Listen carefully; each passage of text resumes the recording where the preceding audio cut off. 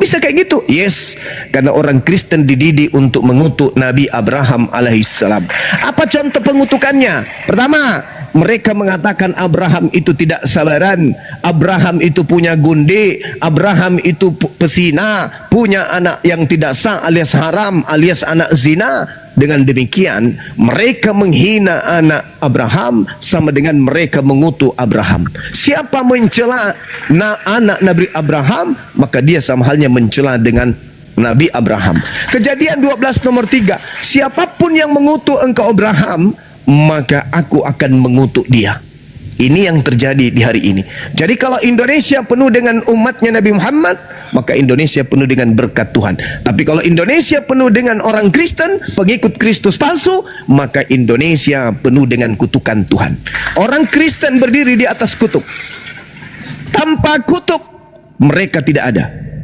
Oleh karena itulah kemudian Kristen itu mau tidak mau harus menerima Kristus yang dikutuk di atas salib.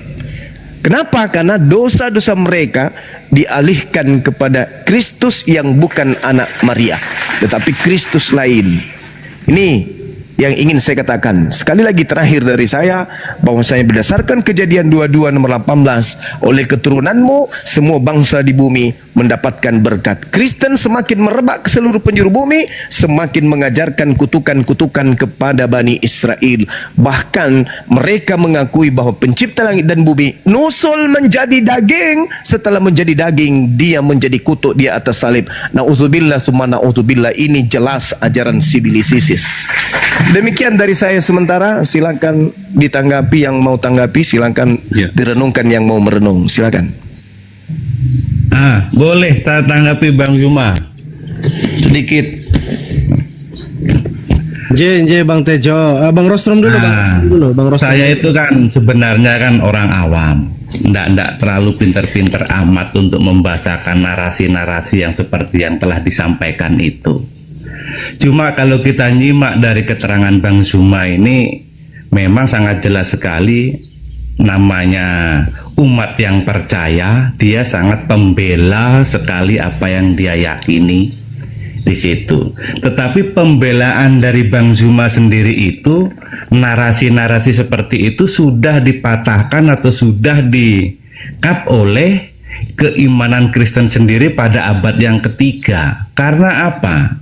Di situ yang tadi mengatakan kutuk itu adalah lawan daripada berkat. Karena namanya kutuk itu dibahasakan daripada lawan berkat yang berasal berarti bukan dari Allah Ishak, Allah Yakub, Allah Ibrahim. Itu berasal dari Allah yang lain. Jadi kalau mengatakan bahwa kalau kekristenan itu hidup di bawah kutuk, itu malah keterbalikan dari fakta yang ada. Karena fakta yang ada itu sampai saat ini, keimanan kekristenan itu bukan mengarahkan kepada jalan-jalan yang lawan daripada berkat tadi, yaitu kutuk. Mungkin mengerti maksud saya itu dalam bidang kutuk tadi. Iya. Terima kasih. Bang Rostrom, silakan Bang Rostrom. Sebelum Bang Zuma menjawab, saya mau menanyakan Pak Sutejo, ada ayatnya ya Pak Bang Sutejo yang terkait disampaikan Bang Zuma. Karena kalau Bang Zuma saya lihat, Bang Zuma betul-betul memakai teks ya. Iya, tertulis. Bang Zuma memakai teks. Tapi dia mungkin yang membatalkan itu apa ya? Teks yang terakhir, yaitu yang diajarkan oleh Rasul Paulus, yang di situ mengatakan, jadikanlah suatu bangsa muridku dan baptislah dia dalam nama Allah Bapa, Putra dan Roh Kudus. Lah di situ dari ketiga doktrin atau ketiga keyakinan, yaitu Tritunggal tadi, itu sudah disepakati oleh keimanan Kristen yang ada di Katolik maupun di Protestan. Jadi di situ Indonesia juga itu mengarah kepada suatu doktrin yang Tritunggal tadi, yang sudah disepakati oleh semua bapak-bapak gereja yang diajarkan oleh para rasul. Sedangkan Bang Zuma sendiri cuma mengutip dari sebagian ayat-ayat yang di abad kedua, abad pertama, nah itu sudah abad ketiga itu sudah disempurnakan semua. Itu loh maksud saya. Sampai terjadi pada tahun ini, saat ini.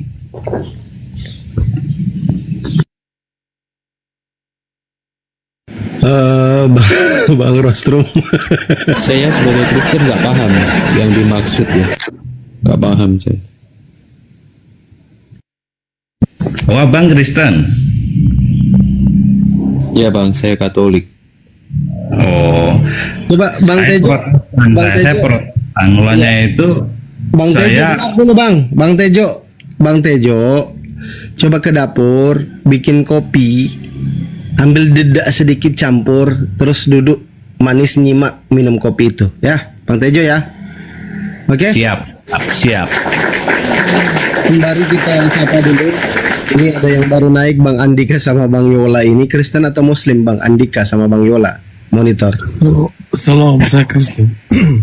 Bang Andika Kristen, Bang Yola Kristen atau Muslim, Bang Yola?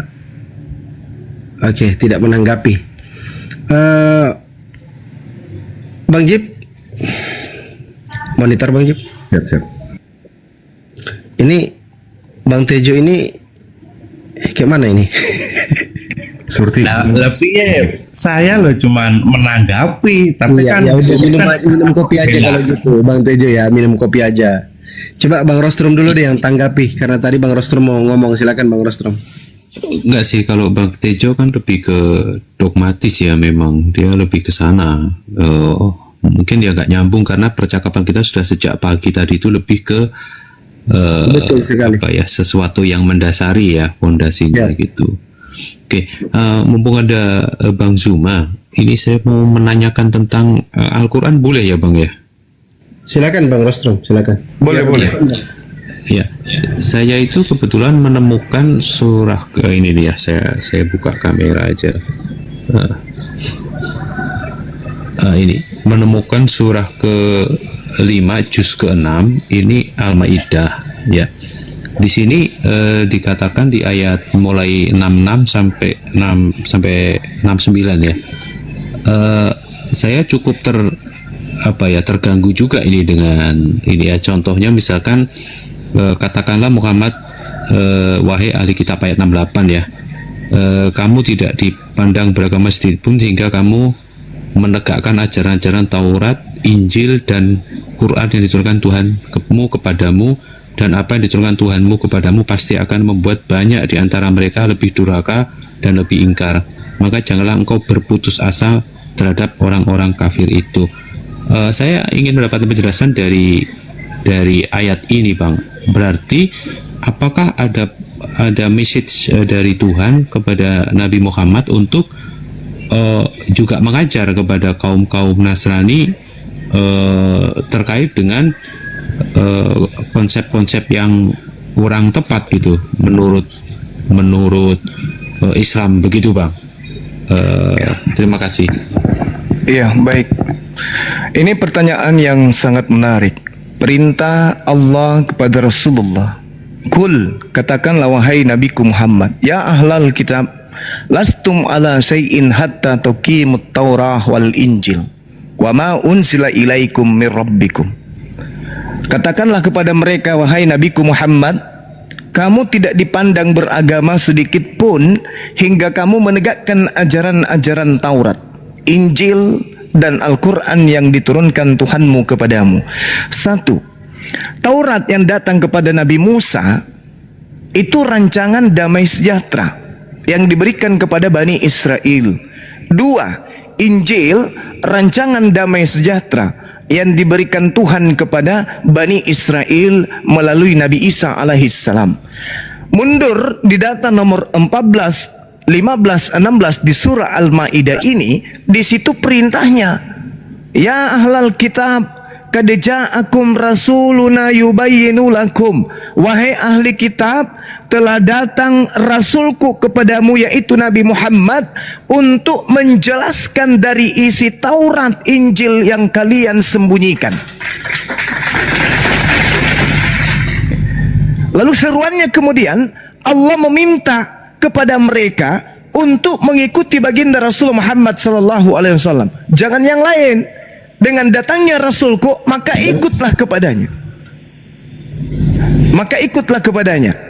Jangan lagi kau menegakkan ajaran yang sudah tidak lagi murni, yang sudah bercampur dengan karangan-karangan manusia. Karena Al-Quran mengatakan bahwasanya orang-orang terdahulu ahli kitab itu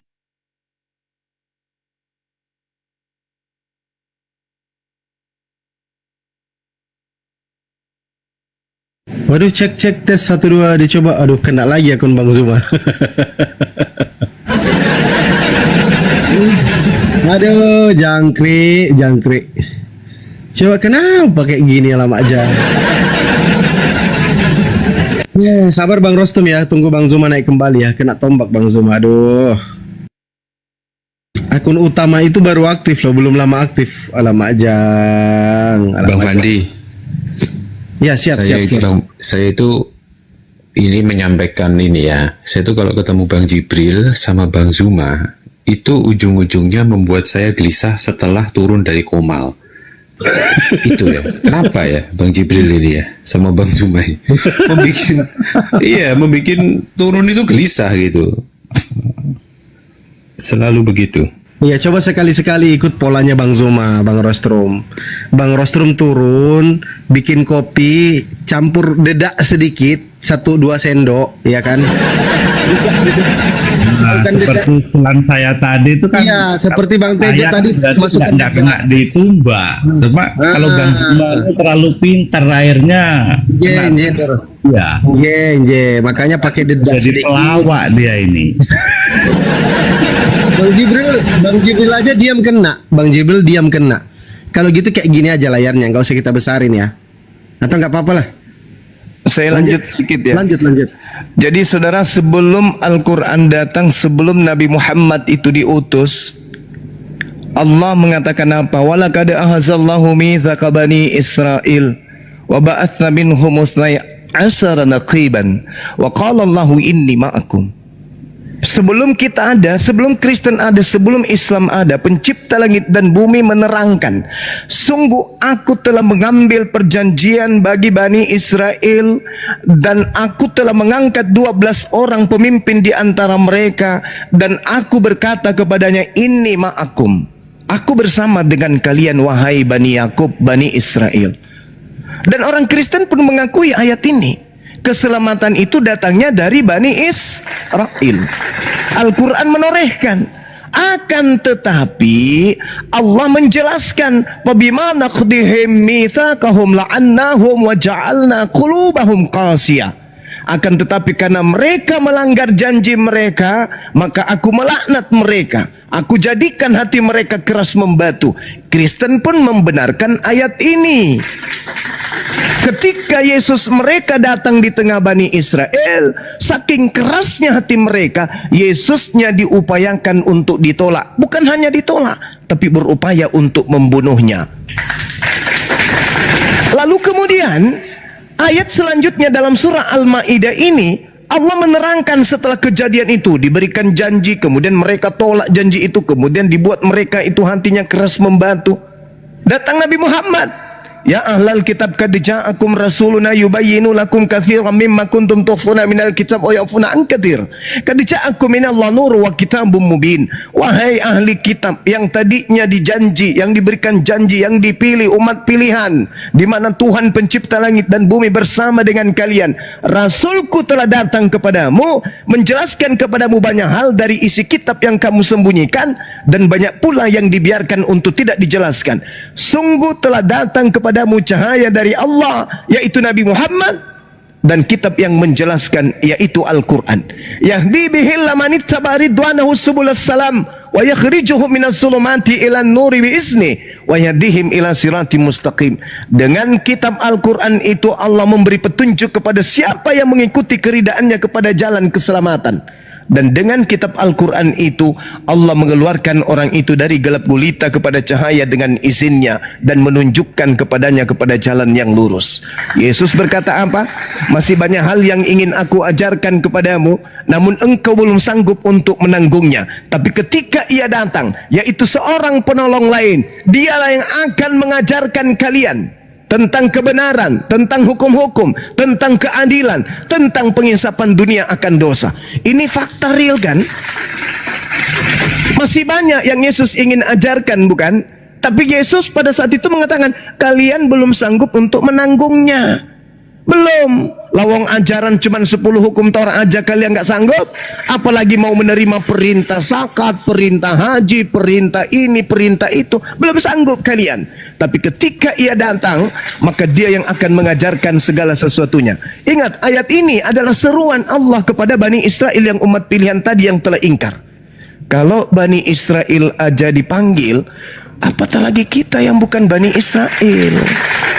Kan tadi janjinya, oleh keturunanmu seluruh bangsa akan mendapatkan berkat. Kan itu janjinya. Siapa yang mengaplikasikan itu? Siapa yang kemudian melaksanakan itu? Nabi Muhammad beserta dengan kaumnya sampai hari ini melakukan pemberkatan kepada Nabi Ibrahim. Karena pola penilaiannya adalah Kejadian 12 nomor 3. Aku Tuhan akan memberkati siapapun. Di situ tidak melihat bangsa mana. Siapapun yang memberkati engkau Abraham, dan aku Tuhan akan mengutuk siapapun yang mengutuk engkau Abraham, dan olehmu dunia akan diberkati. Artinya kalau dunia ini mau diberkati, ya harus penuh dengan orang-orang yang melakukan pemberkatan kepada Abraham dong. Lalu siapa lagi kalau bukan umat Islam? Kan hanya umat Islam yang senantiasa 24 jam tak henti-henti lisannya melakukan pemberkatan kepada Nabi Ibrahim atau Abraham alaihissalam. Kristen ada melakukan itu? Tidak, malah mengutuknya. Nabi Ibrahim mengajarkan satu Tuhan tauhid. Nabi Ibrahim mengajarkan berkurban hewan. Nabi Ibrahim mengajarkan bersunat kulub. Apakah umat Islam mengajarkan itu? Yes. Bagaimana dengan orang Kristen? Oh, benci sebenci-bencinya. Dikatakan satu Tuhan nggak terima. Kalau cuma satu Tuhan, Yesusnya nggak lolos. Jadi pensiun dini si Roh Kudus harus 3. Nanti baru diembel-embelin satu hakikat. Oh, manusia kok satu hakikat dengan pencipta? Burung merpati hakikat dengan pencipta. Kemudian perintahnya sunat kulub. Oh, no, nggak ada, nggak gitu. Kami nggak mau melakukan itu. Benci kali dengan perintah gunting kulub itu. Benci sebenci-bencinya. Itulah Kristen. Tapi mengaku kami ini penerus daripada, kami ini juga adalah anak-anak Abraham. Ya kan? Ngaku mereka tuh anak-anak Abraham rohani katanya. Lalu kemudian diajarkan kurban hewan. Wah, ini yang paling dibenci. Oh, nggak ada lagi tuh korban hewan, nggak ada lagi. Yang sekarang itu adalah korban Tuhan. Tuhan yang turun untuk dikorbankan untuk dosa-dosa kami. Itulah Kristen. Kenapa bisa demikian? Kenapa bisa demikian? Karena sejatinya adalah, mohon maaf, hanya iblis yang menghilangkan posisi hamba di hadapan Tuhan. Iblis tidak mau manusia menghambakan diri kepada Tuhan. Dengan cara apa manusia menghambakan diri? Dengan tunduk kepada perintah-perintah Tuhan. Dengan cara apa iblis menghapuskan manusia untuk tidak menghambakan diri? Menghapuskan kemudian perintah-perintah Tuhan. Satu perintah kepada Nabi Adam alaihissalam, jangan kau mendekati pohon buah pengetahuan baik dan jahat ini. Iblis datang, wah itu bohong, dekati dong, makan dong. Justru kalau kau makan, kamu akan hidup kekal. Tuh pola setan. Ketika Yesus datang di dalam Matius 5 nomor 19, barang siapa yang meniadakan hukum Taurat meskipun yang paling terkecil lantas mengajarkan kepada orang lain, maka dia akan menempati tempat terhina alias neraka. Tapi apa kata si Bilis Isis? Dengan matinya Yesus di atas tiang salib, bukan hanya membatalkan hal yang terkecil, tapi seluruh tatanan runutan perintah Elohim kepada Nabi Musa itu telah dibatalkan. Efesus 2 nomor 15. Dengan matinya Yesus di atas tiang salib, dia telah membatalkan hukum Taurat beserta segala perintah yang ada di dalamnya. Na'udzubillah tsumma na'udzubillah. Pertanyaan saya, iblis yang datang kepada Adam, bedanya dengan Paulus apa? Bedanya dengan Paulus apa kira-kira? Contoh nih, 1 menit terakhir. Contoh, bedanya Paulus dengan iblis ini apa? Jadi kamu sekarang ini bukan lagi hamba, melainkan kamu ini adalah anak. Jikalau kamu anak, maka kamu juga adalah ahli warisnya Elohim, ahli warisnya Allah. Galatia 4 nomor 7. Kamu sekarang nggak boleh lagi menghambakan diri. Galatia 5 nomor 1. Supaya kita sungguh-sungguh merdeka. Kristus telah memerdekakan kita. Karena itu berdirilah teguh. Jangan lagi mau dikenakan penghambaan. Kira-kira ini tipikal Paulus ini dengan setan. Itu bedanya apa kira-kira? Paulus mengajarkan untuk tidak menghambakan diri kepada Tuhan. Ini Paulus ini apa ini? Manusia posibilisis. Galatia 3 nomor 27. Karena kamu semua sudah dibaptis dalam Kristus, telah mengenakan sifat-sifat Kristus. Kristus ini maksudnya siapa sih? Kalau Kristus anak Maria, maka sifat yang didiami dalam dirinya oleh anak Maria adalah sifat seorang hamba, sifat seorang yang muslim, sifat seorang yang saleh, yang taat, runut, tunduk, berserah diri kepada Tuhan. Yohanes 14 nomor 31. Dunia harus tahu bahwa aku Yesus senantiasa mengasihi Bapakku dan aku senantiasa melakukan apa yang berkenan di dalam hatinya. Dia muslim. Berarti sifat ini yang harus muncul di dalam orang Kristen kalau mereka pengikut Kristus yang anak Maria. Karena anak Maria hidup selayaknya seorang muslim yang berserah diri kepada Tuhannya. Ibrani 5 nomor 7. Sebagai manusia, Yesus telah mempersembahkan doa yang kepada Dia yang mampu menyelamatkannya dari kematian, dan atas kesolehannya doanya dikabulkan. Kalau orang Kristen ini mensifati Kristus yang adalah Yesus, maka mustahil mereka ke gereja, mustahil menyembah Yesus, mustahil makan babi, mustahil ibadah minggu, mustahil percaya Paulus, mustahil tidak bersunat, mustahil percaya kepada 3 pribadi Tuhan. Karena sifat-sifat itu tidak didiami pada diri Yesus Kristus anak Maria. Tapi kalau Kristus yang lain, yaitu sibilisis, memang tepat kepada Kristen. Karena hanya iblislah yang kemudian yang mensifati ketidaktundukan kepada perintah Tuhan. Hanya iblislah yang kemudian yang ingin menyamai Tuhan. Hanya iblislah yang kemudian ingin serupa dengan Tuhan. Ingat, dengan Kristen diajarkan untuk menjadi anak Tuhan, maka dengan kata lain, kambing beranak kambing, sapi beranak sapi, manusia beranak manusia, malaikat beranak malaikat, setan beranak setan, maka Tuhan beranak Tuhan. Dengan kata lain, Kristen adalah kelompok yang ingin mengkudeta Tuhan dengan menganggap diri mereka masing-masing adalah Tuhan. Mereka bukan hamba Tuhan lagi. Inilah kesombongan yang lebih hebat daripada iblis. Makanya dikatakan Yesus di dalam Matius 23 nomor 15, celakalah engkau wahai ahli Taurat, celakalah engkau wahai orang Farisi, celakalah engkau wahai orang munafik, engkau menyeberangi lautan, menjelajahi daratan untuk mentobatkan non-Yahudi. Setelah kau jadikan dia menjadi pengikutmu, kau jadikan dia menjadi orang neraka dan 2 kali lebih jahat daripada engkau sendiri. Inilah Kristen. Inilah Kristen. Itu fakta, itu real. Dan saya butuh orang Kristen membantah saya, tapi dengan dalil, bukan dengan ngomong-ngomong congor. Silakan. Boleh saya bertanya Bang Juma? Bang Lintas Sumatera nggak ditanggapi? Bang Rostrom, Andika, Kebinirin, Sutejo. Saya baru masuk, baru masuk. Apa kita saya tahu. Sabar dulu satu-satu. Ini kan Kristen semua nih. 1, 2, 3, 4, 5, 6. Tenang. Saya ini. Satu-satu. Siapa dulu nih? Bang Rostrom. Oke, silakan Bang Andika, silakan. Semua yang disampaikan semua itu salah semua gitu. Itu semua kebohongan dan pembodohan dan penyesatan. Al-Quran datang justru merusak semuanya. Ajaran Tuhan Yesus tentang kasih sebenarnya rusak oleh Al-Quran, tentang banyak kejahatan, banyak. Bang, data Bang. Jangan angan-angan Bang Andika, data, jangan angan-angan. Yesus dalam Al-Quran tidak sama dengan Yesus dalam Injil. Ya Bang, pakai data Bang, jangan angan-angan. Sebentar dulu. Yesus dalam Al-Quran Enggak berlaku kalau angan-angan di sini Bang, enggak berlaku. Ngomong cuap-cuap Muhammad dari Injil palsu. Makanya Yesus dalam Al-Quran itu Yesus tidak mati disalib. Silakan data Bang, silakan. Ya. Nah, itu semua Yesus tidak mati disalib misalnya. Itu semua kebohongan, pembodohan, dan betul-betul penyesatan oleh Al-Quran, oleh Muhammad. Karena istilah salib itu muncul pada abad ketiga, dimulai dari oleh Basilides, kemudian ditulis oleh para penulis Injil palsu, kemudian diambil oleh Muhammad. Nah itu kan disebabkan sampai sejarah Arab dan Datanya bang. Data apanya? Kalau kamu Google aja itu, justru disalib itu muncul pada abad ketiga oleh Basilides. Itu bisa di Google itu. Kemudian para penulis Injil palsu. Izinkan beliau bicara. Silakan bang. Nanti saya bantah. Silakan. Ya sebentar. Injil Yudas semuanya membuat itu menyebarkan seluruh dunia termasuk ke Jazirah Arab. Yang kemudian diketahui oleh Muhammad masuk dalam Al-Quran.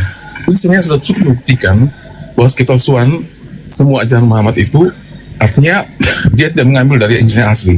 Dalam Injil yang asli yang kami pakai, Yesus yang asli itu mati disalib sebagai manusia ya, dan dia bangkit dan naik ke surga.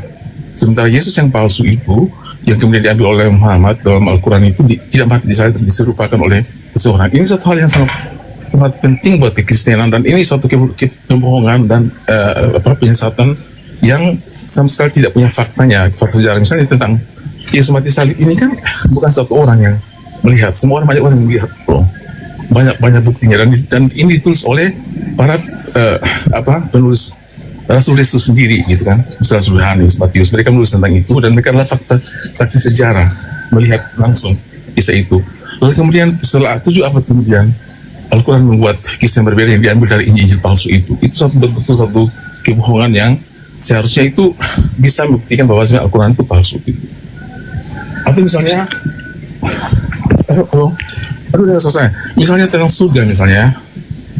Tentang surga misalnya kan. Jangan surga, terlalu jauh kemana-mana bang. Jangan terlalu jauh. Karena banyak misalnya tentang surga misalnya itu perbedaan ya. Jadi tadi kan semua ini kan mengklaim bahwa Al-Quran sebagai pelengkap gitu kan. Berarti melengkapi sebelumnya gitu. Tapi ini justru bertentangan. Tidak hanya dengan Kristen tapi juga dengan Yahudi juga berbeda.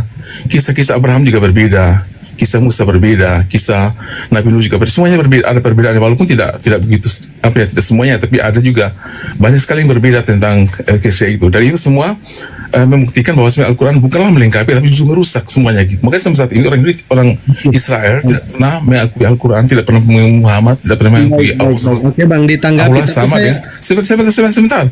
Lama kali. Sebentar lama juga.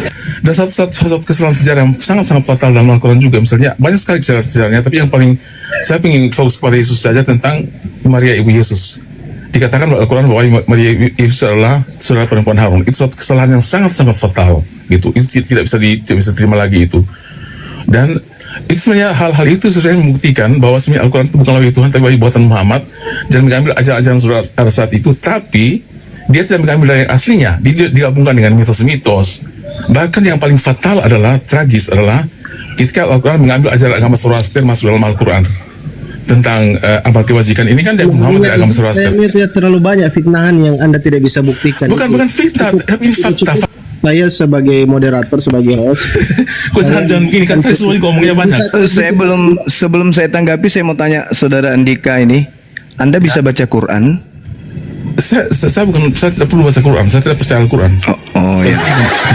Oke. Nah itu tidak harus gitu loh, kan sekarang ini kan Iya. orang bisa, saya baca Al-Quran absolut dalam bahasa Indonesia absolut. Oh kan, iya. Udah nggak ketahuan masalah. kelas Anda. Itu senjata kalian itu seperti itu kan dibodohi oleh orang. Saya boleh tanggapi tadi? Silakan tanggapi. Kita nggak berantem di sini bang, kita lagi nggak berantem. Justru saya nggak berantem, saya cuma tapi saya melihat Anda kayak separuh laki separuh perempuan Anda berbicara di sini. Kebohongan sih.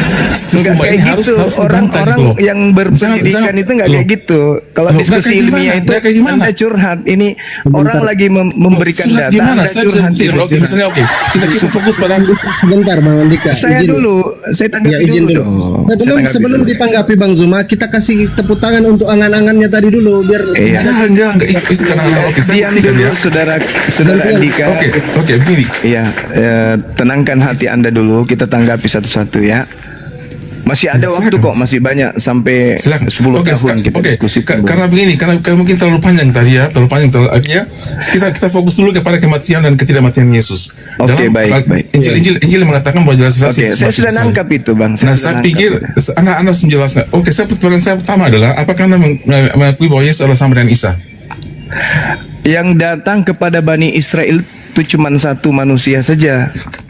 Orang Israel menyebutnya Yosua, dalam bahasa Aram mereka memanggilnya Isa. Bukan itu pertanyaan saya. Pertanyaan saya, apakah Anda mengatakan bahwa Isa dengan Yesus adalah sosok yang sama? Anda nggak bisa memaksa saya dong, karena kitab Anda kan bukan firman Tuhan, hanya wartawan yang nulis. Karena kamu harus menjadi percaya saya dulu, karena ini kan kita TikTok. Sekarang begini. Oh, tidak bisa saya mengakui bahwa Yesus Isa itu sama, nggak bisa dong. Kenapa? Karena Yesus itu tokoh fiktif buatan Tidak sama. Romawi. Ya dong, Pak bisa Oke, saya sekarang. begitu. Oke. Jadi jangan Anda maksa Sekarang- saya. Sekarang mungkin saudara, saya di mana saudara Andika, tenangkan diri Anda. Tenangkan diri Anda dulu, Bang. Tenang dulu. Yesus Saya yang Anda aduh, gimana dong? Gimana kita mau diskusi kalau kayak gini, Saudara? Tenangkan diri Anda dulu. Nanti setelah Tenangkan dulu diri Anda, ya. Orang-orang Yahudi dalam tekanan Romawi yang menggunakan bahasa Yunani tidaklah mungkin dalam tataran mereka dijajah, begitu anaknya lahir, dia menamakan nama anak mereka dengan nama penjajah. Itu dulu. Gak mungkin Zeus itu mereka pakai. Itu pendapat kamu. Tidak mungkin. Itu fakta, itu real. Kamu buktikan kepada Yesus saya, hari ini kalau Isa ini datang benar, ya? hadir di tengah-tengah kita, saya mau manggilnya Isa, dan kamu mau manggilnya Yesus, dia malah berpalingnya ke saya, bukan ke Anda. Karena orangnya Astagfirullahalazim, ya Allah ya Karim. Mampus. Masih mau datang besok? Belum layak Anda menghadapi data. Kalau angan-angan itu tempatnya di gereja, tempatnya kibinirin, bukan di sini. Kalau di gereja Anda boleh mau ngapapun, biji peler Anda lantik jadi Tuhan pun kalau di gereja itu bisa jadi diterima. Yang penting Anda itu mahir berbicara, mahir nipu. Di sini data yang berbicara, Bung. Kalau Anda berbicara mengenai Yesus yang mati dengan Yesus yang tidak mati, loh, khotbah Petrus yang Anda baca, dalami dalil kitab Anda. Al-Quran saya mengatakan apa? Wa ma qatalu wa ma salabu walakin syubbihalahum. Mereka tidak membunuh, mereka tidak menyalib, melainkan yang disalibkan adalah yang diserupakan bagi mereka. Itu jelas tertulis akurat di dalam Kisah Para Rasul 2 nomor 29 sampai nomor 40. Apa yang diterangkan Al-Quran saya tuh? Lantas Anda mengatakan Al-Quran saya meniru, mengambil, mencomot dari Injil-Injil palsu. Hei, Nabiku Muhammad tidak bisa membaca bahasa Yunani, tidak bisa membaca bahasa Ibrani, tidak bisa membaca bahasa Inggris. Jadi jangan kau menuduh sembarangan seperti itu. Tidak ada sejarah Nabi Muhammad melakukan penelitian habis itu nyusun Al-Quran. Gak ada. Mau sejarah internal Islam atau sejarah dari pembenci-pembenci Islam, tidak akan pernah Anda mendapatkan satu literasi atau satu bait kata yang mengatakan bahwa Nabi Muhammad melakukan penyelidikan untuk menyusun Al-Quran. Camkan itu baik-baik. Jadi kalau menuduh itu jangan serampangan, jangan mentah-mentah makan B2 jadi Anda itu membabi buta. Jangan. Saya terangkan kepada saudara. Nanti habis ini Anda naik, Anda boleh bicara sampai mulut Anda robek berbohong di sini. Di dalam Kisah Para Rasul 2 ini khotbah Petrus. Petrus ini siapa? Petrus ini adalah pelanjut tongkat estafet kenabian Yesus di tengah-tengah Bani Israel. Dialah yang kemudian mengambil tongkat perpanjangan tangan cerita kenabiannya, kerasulannya. Apa katanya dalam khotbahnya? Saudara-saudara, aku boleh berkata-kata dengan terus terang kepadamu tentang Daud, bapak kita. Ia telah mati dan dikubur, dan kuburannya masih ada pada kita sampai hari ini. Tetapi Daud adalah seorang nabi, dia tahu. Tetapi Daud dia adalah seorang nabi, dan dia tahu bahwa Allah telah berjanji kepadanya dengan mengangkat sumpah. Daud yang adalah nabi, Tuhan Allah berjanji kepadanya dengan mengangkat sumpah bahwa dia akan mendudukkan seseorang dari keturunan Daud sendiri di atas tahtanya. Saya ulang, Allah berjanji dengan sumpah kepada Daud bahwa Allah akan mengangkat dan mendudukkan seorang dari keturunan Daud di atas tahtanya. Karena itu Daud telah melihat ke depan. Jadi Petrus mengkhotbahkan nubuat Daud. Daud telah melihat ke depan, telah berbicara tentang kebangkitan Mesias. Ketika dia mengatakan, ketika Daud berkata, dia Mesias tidak ditinggal di dunia orang mati. Tidak mengalami kematian. Dia tidak masuk ke kubur, tidak ditinggal di dunia orang mati. Dan bahwa dia Mesias tersebut dagingnya tidak mengalami kebinasaan, bahwasanya dagingnya tidak mengalami maut. Lalu dikatakan Yesus inilah yang dibangkitkan Allah, dan hal itu kami semua adalah saksi. Ingat, dibangkitkan oleh Allah artinya dinaikkan oleh Allah, diagungkan oleh Allah, dan sesudah dia ditinggikan oleh tangan kanan Allah dan rohnya kemudian, dan dia menerima Roh Kudus yang dijanjikan itu, maka dicurahkannya apa yang kamu lihat dan dengar di sini. Saya ulang lagi, tidak mengalami kematian, jasadnya tidak binasa, tidak ditinggal di alam kubur, dia dinaikkan oleh tangan kanan Allah, bukan dinaikkan oleh tentara Romawi, tapi tangan kanan Allah. Selesai. Itu nubuatan Daud terhadap tuannya yang bernama Al-Masih atau Kristus dalam pandangan kalian. Tidak mengalami kematian, tidak ditinggal di alam orang mati, dan dia dinaikkan oleh tangan kanan Elohim. Baca nomor 36-nya. Jadi seluruh kaum Israel harus tahu dengan benar bahwa Allah telah membuat Yesus yang kamu salibkan itu. Nah, ini berbeda oknum. Yesus Kristus yang tadi, yang dinubuatkan tadi, tidak mengalami kematian, tidak mengalami pembusukan, tidak ditinggal di alam kubur, dan diangkat oleh tangan kanan Elohim. Sedangkan sudah nyata di depan mereka ada yang dibunuh, ada yang disalibkan, ada yang dimasukkan dalam kubur, ada yang dinaikkan kemudian oleh tentara Romawi. Itu sudah nyata. Maka yang disalib ini, kata Petrus, seluruh kaum Israel harus tahu dengan pasti bahwa Allah telah membuat Yesus yang kamu salibkan itu menjadi Tuhan dan Kristus. Hayo. Ingat, Lukas 2 nomor 11, Kristus sejak lahir sudah Kristus. Ini disalib dulu. Bagi angkatan jahat, apa yang mereka salib ini telah dijadikan Kristus untuk mereka. Ini khotbah Petrus. Berarti ada dua oknum, ada yang disalib, ada yang tidak disalib, ada yang dibunuh, ada yang tidak dibunuh, ada yang binasa jasadnya, ada yang tidak binasa, ada yang ditinggal di alam kubur, ada yang tidak ditinggal di alam kubur, ada yang ditinggikan tentara Romawi, ada yang ditinggikan oleh tangan kanan Elohim. Dua oknum yang berbeda. Ada yang Kristus sejak lahir, ada yang Kristus setelah disalib. Yang Kristus setelah disalib inilah yang dinubuatkan kemudian untuk Kristen yang akan menyesatkan banyak orang. Makanya Petrus di data nomor 40-nya mengatakan apa? Dan dengan banyak perkataan lain lagi, Petrus memberi suatu kesaksian-kesaksian yang sungguh-sungguh. Jadi Petrus tidak main-main.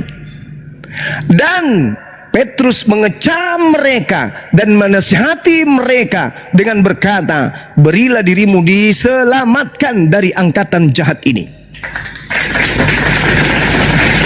Itu jelas. Ada yang disalib buat angkatan jahat, ada yang tidak disalib yang dinubuatkan oleh Nabi Daud. Sekarang Anda berada di mana?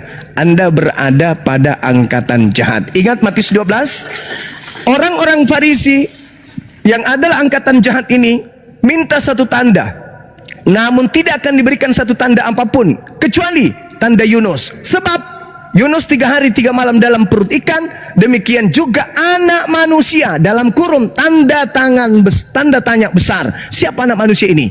Juga akan berada 3 hari 3 malam dalam perut bumi. Ini tanda untuk siapa? Tanda angkatan jahat. Siapa yang percaya akan kebangkitan hari ketiga?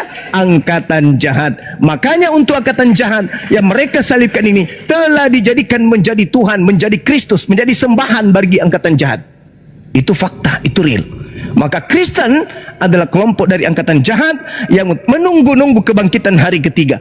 Sedangkan murid Yesus, tidak ada satu orang pun di antara mereka yang menunggu kebangkitan hari ketiga. Baca Lukas 24 nomor 9 sampai nomor 12. Bahkan mereka sang murid pilihan tidak percaya akan kebangkitan hari ketiga. Mereka telah mendengarkan itu, tetapi mereka tidak percaya, malah menganggap berita itu adalah berita bohong. Meskipun demikian, pagi-pagi sekali Petrus berjalan ke kuburan untuk melihat apa yang terjadi. Begitu dia masuk, Petrus tidak menemukan ada mayat. Yang Petrus temukan hanya kain kafan. Lantas berkata dalam hatinya, apa yang sedang terjadi ya? Kenapa demikian? Karena Petrus tidak mendapatkan tanda Yunus. Dia tidak memperoleh, hei Petrus, ya paman, ini tanda untukmu ya. Apa itu? Aku akan bangkit pada hari ketiga. Tidak sama sekali. Petrus dan teman-temannya tidak mendapatkan tanda itu. Yang mendapatkan tanda kebangkitan hari ketiga hanya orang Farisi dan angkatan jahat.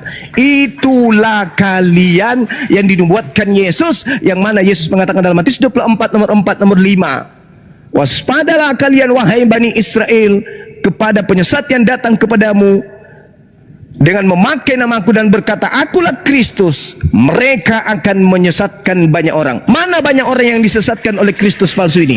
Namanya adalah aliteng, Kristen. Itulah kalian. Demikian. Silakan dinaikkan tadi kalau dia masih ada di bawah, tapi jangan kayak kerasukan roh jahat. Naik, silakan. Ya. Sedikit ya Bang Juma. Ini penjelasan Bang Juma ini mantap sekali ya. Mantap sekali penjelasan Bang Juma.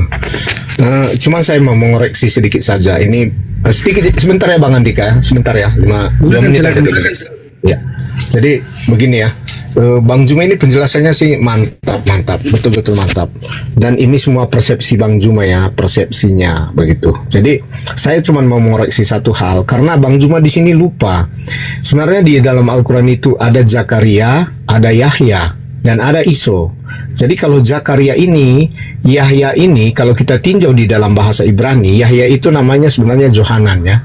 Kalau Zakaria ya tetap Zakaria sebenarnya di dalam Ibrani. Jadi apa sih arti Zakaria itu? Arti Zakaria ini ada 2 suku kata di sini. Cahar dan Yah. Artinya Yahweh mengingatkan.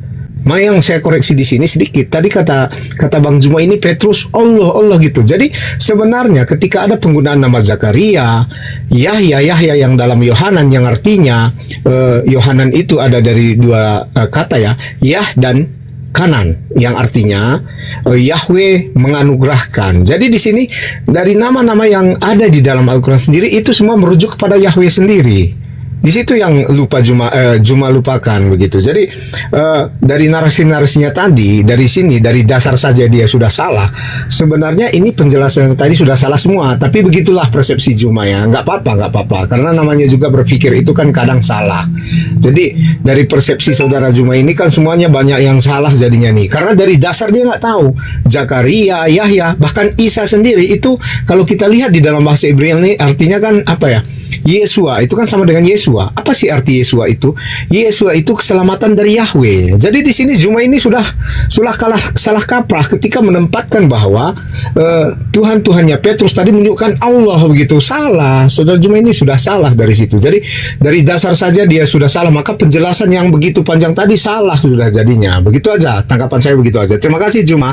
Anda sudah salah kaprah sedikit. Saya tanggapi dulu. Setuju. Tunggu Andika, nanti turun lagi Anda. Jangan dulu ya. Jadi gini saudara, Islam itu bukan agama independen. Islam itu disempurnakan pada masa Nabi Muhammad. Tapi ajaran Islam itu sudah ada. Sejak alam semesta ini belum dicipta, Islam itu sudah dirancang sebagai damai sejahtera. Jangan terlalu jauh Zakaria, Yahya, Iso. Jangan. Al-Quran menarasikan Ismail. Itu berasal dari bahasa Ibrani. Yismael, 2 kata, mendengarkan. Elohim, Tuhan mendengarkan. Apakah Al-Quran merubah? Tidak. Karena yang berfirman kepada Bani Israel adalah yang berfirman kepada Nabi Muhammad, pencipta langit dan bumi. Yang salah itu yang berfirman kepada Paulus. Itu bukan pencipta langit dan bumi. Kalau Lukas, Markus, Matius, Yohanes kan memang nggak ada firman di situ, hanya hasil penyelidikan. Tapi kalau Paulus itu mendapatkan pengajaran dari Kristus. Kristus yang mana nih? Kristus yang dinubuatkan Yesus. Bila ada orang yang berkata bertemu dengan Kristus di padang gurun, bertemu dengan Kristus di dalam bilik rahasia alias penjara, apa kata Yesus? Jangan kau percaya. Jadi surat-surat Paulus itu berasal dari Kristus. Sedangkan Al-Quran itu berasal dari pencipta langit dan bumi yang datang lebih dulu kepada para nabi. Makanya tadi disebutkan di dalam Al-Quran ketika saya menjelaskan tentang pertanyaan saudara Restrum, bagaimana Allah menyatakan diri kepada Bani Israel dengan Allah mengatakan Allah memilih mereka sebelum mereka ini ingkar kepadanya. Walaqad akhazallahu mitsaqa Bani Israil. Dan sungguh Allah telah mengambil perjanjian bagi Bani Israel dan mengangkat 12 suku di antara mereka, dan Allah berfirman kepadanya, Inni ma'akum. Orang Yahudi ada enggak yang menolak kalau Tuhan kami itu sama? Enggak ada yang menolak. Karena memang Tuhan kami sama-sama, laisa kamislihi syai'. Tuhan kami itu satu. Cuma di kalangan Yahudi ada yang membuat Tuhan-Tuhanan. Tetapi Tuhan yang datang kepada mereka yang mengajarkan Torah, mengajarkan Injil, mengajarkan Zabur, itu adalah Tuhan yang satu. Tadi di dalam lebih utama saya menjelaskan bagaimana Nabi Ibrahim menjelaskan kepada keturunannya agar kemudian mereka berserah diri hanya kepada pencipta Rabbul Alamin, Tuhan pencipta langit dan bumi. Itu saya sudah jelaskan tadi lebih awal. Am kuntum syuhada'a is hadara Ya'qub al-maut is qala li banihi ma ta'buduna min ba'di qalu na'budu ilahaka wa ilaha abaika Ibrahim wa Ismail wa Ishaka ilaha wahida wa nahnu lahu muslimun. Kalian Kristen ini yang penyembah Kristus aja yang nongol di tengah-tengah menolak itu. Sementara kami dan Yahudi tak pernah kami ribut tentang Tuhan. Tidak pernah. Yang diributkan hanya tanah perjanjian. Sama-sama ahli waris. Keturunan Ishak ahli waris, keturunan Ismail ahli waris. Berarti Tuhan kami sama.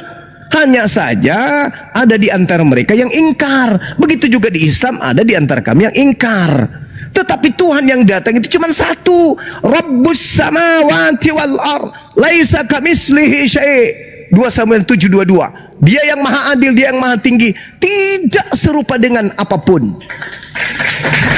Itu Tuhan kami sama, kami Tuhannya. Yang beda itu kamu, Tuhanmu itu Kristus, makhluk yang keluar dari kubur. Sedangkan Kristus yang asli bertuhan kepada Tuhan yang disembah oleh umat Islam juga, yang disembah oleh umat Israel juga.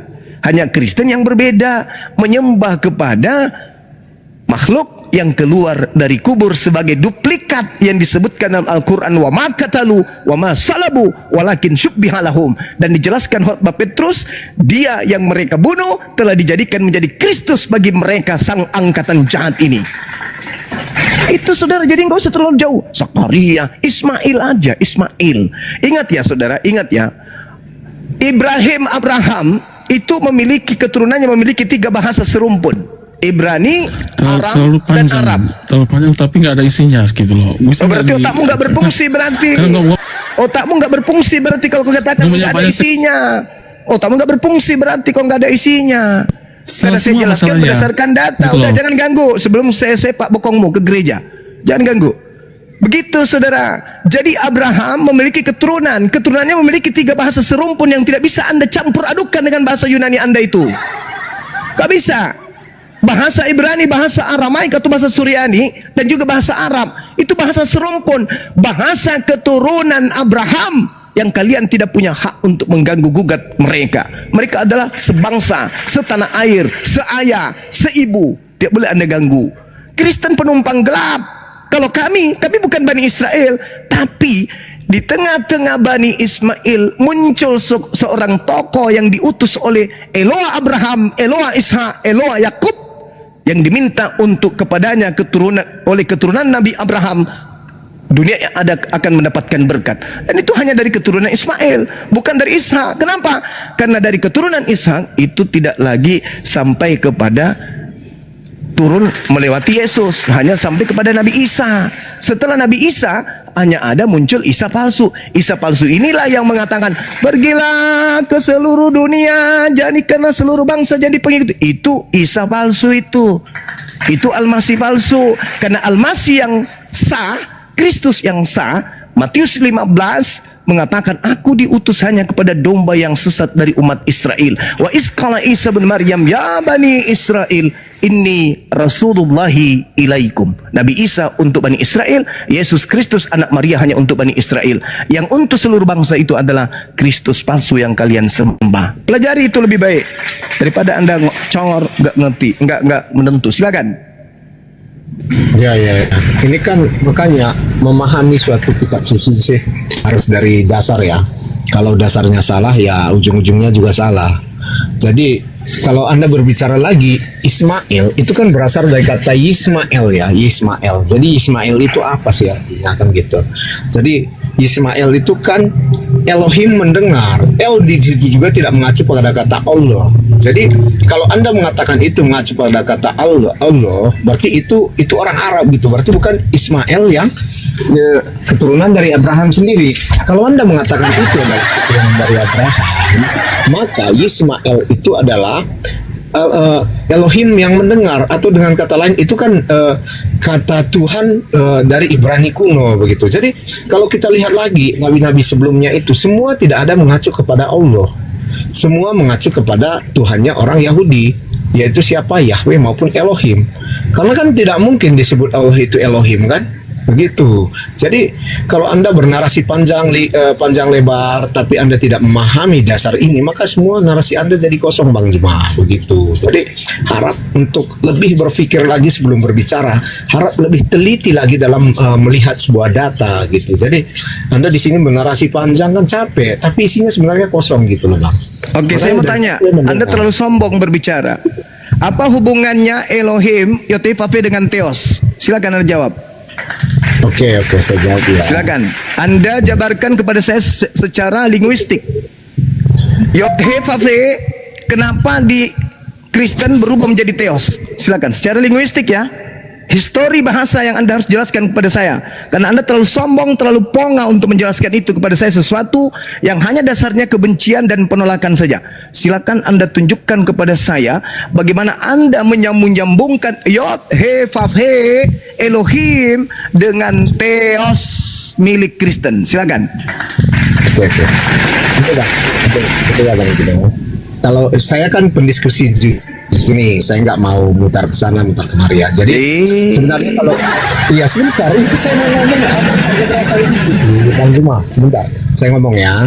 Jadi secara linguistik tidak ada hubungan langsung antara YHWH dan ya stop Bang, clear itu, jangan diterusin nanti tersesat Bang. Iya, nggak usah lagi, apalagi buat apa lagi kamu teruskan? Ternyata Kristen menuhankan Theos, orang Yahudi menuhankan Yotevave, nggak ada hubungannya. Secara linguistik yang nggak ada, karena bahasanya kan berbeda, bro. Berarti dengan demikian, kalau Anda menolak Al-Quran yang jelas-jelas berasal dari keturunan Yismael, apalagi Bible, kan ada hubungannya orang Yunani dengan. Kan ada pertanyaan lanjutannya itu, Bang Juma. Ya silakan Anda uraikan dulu dasarnya dulu. Anda mengatakan harus kembali kepada dasar kan? Anda kalau salah dasarnya maka salah semuanya. Silakan Anda tunjukkan kepada saya secara histori linguistik apa hubungannya Yotevave dengan Theos. Silakan. Oke. Jadi begini. Kalau dulu kan orang menyebutnya Elohim, tiba-tiba kok berubah jadi jadi Theos ya. Jadi kalau di masa kehidupan Yesus, di situ kan penjajahan zaman Yahudi Romawi ya. Jadi zaman Romawi itu yang digunakan bahasa apa ya? Bahasa Bahasa daripada Yunani. Jadi itu kenapa berubah jadi Theos ya, karena itu. Jadi hubungannya bersifat konseptual dan teologis, bukan linguistik. Jadi Theos adalah kata Yunani yang ini digunakan untuk merujuk pada identitas ilahi ya. Jadi kenapa itu disamakan dengan YHWH. Jadi YHWH pada orang Yahudi itu kan menyebut juga dengan Tuhan begitu. Itu sama kata umum untuk menyebut Tuhan, cuma lain bahasa begitu. Tapi kalau bersera abangku ini, bersera saudara. Makanya saya selalu memanggil saudara ini panggilan Kibinirin. Theos bagi pemilik bahasa apa? Theos bagi pemilik bahasa apa? dewa. Tuhan. Mana ada kayak gitu? Tuhan dalam bahasa Yunani akontas, bukan theos. Akontas itu Tuhan, God. Sedangkan kalau theos itu merujuk kepada dewa-dewa mereka. Nah sekarang apakah Yotevave itu dewa? Itu sama bang, ketika Anda berbicara bahasa Arab, Elaha itu diterjemahkan ke dewa. Setuju? Elaha itu dewa loh. Sudah. Mungkin ada dari yang lain. Sudah saudara Kebiniring daripada Anda Bang malu Rostrom gitu dulu. ya. Ya, Kok silakan. malu lagi? Bang Rostrom, silakan Bang Rostrom. Ditanggapi dulu Bang Rostrom. Bang Juma baru sadar lah kalau diskusi sama orang sombong sekaligus plus. Gila kepala. Lanjut. Enggak Bang Andi, mudah-mudahan hidayah. Saya kan bilang sebenarnya saya ini kan pendiskusi yang jujur gitu loh bang. Iya jujur. Jujur tapi jangan sombong bang. Iya, silakan yang lain. Bang Rostrom mungkin tadi mau ngomong. Silakan Bang Rostrom. Iya, saya cuma mengingatkan betul itu kalau Bang Zuma sebenarnya dari awal itu Bang Zuma bukan bernarasi tanpa data ya, karena Bang Zuma selalu mengutip dari teks yang ada. Nah, sedangkan jawaban dari yang lain tadi yang diturunkan juga itu menjawabnya secara dogmatis, dia tidak pernah justru malah secara sentimen negatif ya. Seperti itu kalau saya. Nah, kemudian Bang Zuma meminta untuk menjelaskan secara linguistik historical, justru Bang Kebenaran nggak bisa. Nah, kalau Bang Kebenaran bisa menjelaskan itu, mestinya bisa membantah Bang Zuma. Itu maksud saya. Terima kasih. Saya karena kan dari awal narasi Bang Juma sudah salah mengganti kata Allah itu dengan Elohim itu dengan Allah. Sementara kan saya terangkan tadi Zakaria itu apa maknanya, Yahya kan itu kan Yohanan di dalam bahasa Ibrani. Maknanya apa begitu. Jadi Isa itu kalau kita tinjau dalam bahasa Ibrani namanya kan Yesua tuh. Yesua apa artinya? Keselamatan dari Yahweh. Kan nggak mungkin tiba-tiba dari Yahweh menjadi Allah begitu teman-teman. Ini dasar loh, dasar sekali. Jadi kalau kita melupakan dasar ini maka ke belakangnya semua akan jadi ngawur. Begitu juga ketika Yahweh berubah menjadi Theos. Ayo. Saya katakan tadi. Ini kan kata Theos sebenarnya sebelum perjanjian baru sudah ada ya kata Theos ya. Iya Dan pada begitu waktu juga kata Allah. Kata Allah ini sudah ada sebelum Nabi Muhammad itu datang. Orang-orang Quraisy memanggil pencipta langit dan bumi itu dengan panggilan Allah. Makanya kakeknya bernama Abdullah. Kenapa bisa demikian? Karena itu sudah menjadi warisan dari Nabi Ibrahim alaihissalam. Di dalam Al-Quran menjelaskan ayat yang saya bacakan tadi. Begitu saudara, Anda tidak bisa memisahkan secara darah, secara silsilah Nabi Muhammad sampai kepada Nabi Abraham. Anda nggak bisa patahkan itu. Sedangkan Kristen, siapa yang mendirikan Kristen ini? Paulus. Coba, siapa nama bapaknya? Lukas, siapa nama bapaknya? Matius, siapa nama bapaknya? Markus, siapa nama bapaknya? Penulis Yohanes, siapa nama bapaknya? Petrus, siapa nama bapaknya? Bisa Anda uraikan? Nggak bisa. Jadi cuman sentimen ajanya yang Anda dasari dalam berdiskusi. Bukan kayak begitu saudara. Anda lihat kitab Talmud, Anda lihat kitab Tanakh, Anda lihat targum orang Yahudi ketika mereka menerjemahkan ke dalam bahasa Arab. Yotevave mereka terjemahkan, alih bahasakan dengan Allah. Itu loh. Sedangkan kalau Anda berbicara mengenai Yotevave dalam bahasa Yunani, larinya ke Theos. Apa hubungannya coba kira-kira? Sedangkan Ibrahim punya anak. Anda nggak bisa lupakan itu. Anaknya Yismail, anaknya Ishak. Tadi Kejadian 22 nomor 18 itu loh. Sudah jelas sekali bahwa oleh keturunan mula dunia bumi ini akan penuh dengan berkat. Keturunan yang mana? Kalau dari Kristen, coba benang merahnya. Siapa yang di Kristen yang diklaim? Yesus misalnya. Apa hubungannya Yesus dengan Kristen? Ada. Ada yang bisa menjelaskan hubungannya secara benang merah? Ada. Tidak ada saudara. Cuman Paulus dari suku Benyamin.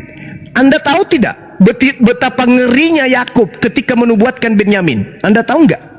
Di Kejadian 49, Anda runut mulai dari data 1 sampai ke bawah data 27-nya.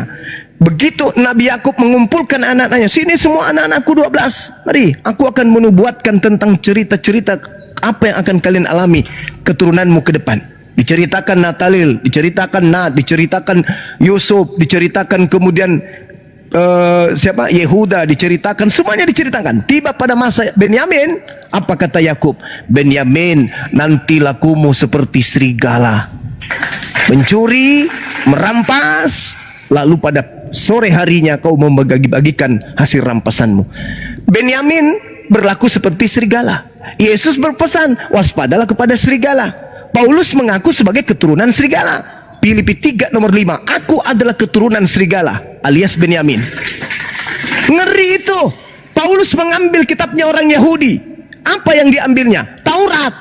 Taurat itu diambil, dinarasikan Taurat itu. Taurat itu telah digenapi, Taurat itu adalah sampah, Taurat itu tidak berguna, Taurat itu begini dan begono. Dijual kepada non-Yahudi. Itu namanya dirampas, merampas dan membagi-bagikan hasil rampasannya kepada non-Yahudi. Lahirlah Kristen, agama yang dihasilkan dari serigala, yang mencuri hukum yang datang kepada Bani Israel, lalu diambil, dijadikan sebagai sampah bagi mereka, hanya untuk melancarkan penuhanan konsep kepercayaan keyakinan nenek moyang mereka itu, penyembahan terhadap dewa-dewa.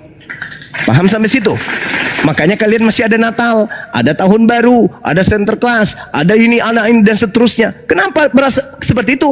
Karena sejatinya yang kalian anut itu adalah ajaran Romawi kuno, Yunani kuno, yang menjadi sinkretisme pernikahan antara ajaran tauhid dengan ajaran trinitas, digabungkan, lahirlah Kristen, yang mana konsepnya itu tidak berdasarkan atas pewahyuan, tapi berdasarkan dari hasil buku-buku yang mereka ambil, yang disesuaikan dengan konsep pesanan kekaisaran Romawi.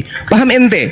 Kenapa orang Kristen mengatakan bahwa Injil Thomas itu palsu, Injil Andreas palsu, Injil Barnabas palsu, Injil Filipus palsu? Kenapa? Apa dasar penilaiannya? Siapa yang memiliki otoritas untuk mengatakan ini palsu, ini asli? Siapa? Yesus kagak? Lalu siapa? Bapak-bapak gereja. Bapak-bapak gereja ini siapa? Orang Roma. Berarti mereka menerima Injil yang berkesesuaian dengan budaya lokal Romawi Yunani. Sampai sini paham? Jadi nggak ada hubungannya Yesus itu dengan orang Kristen. Tapi kalau Kristus yang palsu itu berhubungan dengan angkatan jahat yang menyalib Yesus, itu angkatan jahat. Yang diberi tanda angkatan jahat itu orang Farisi. Orang Farisi inilah yang kemudian menyeberang, meninggalkan Yerusalem, membuat orang-orang Roma menjadi pengikutnya. Jadilah Katolik Kristen pertama kali. Angkatan jahat yang mengajarkan itu, bukan Yesus yang mengajarkan anak Maria, bukan. Kalau anak Maria berpesan, Matius 15 nomor 24, aku diutus hanya kepada domba yang sesat dari umat Israel.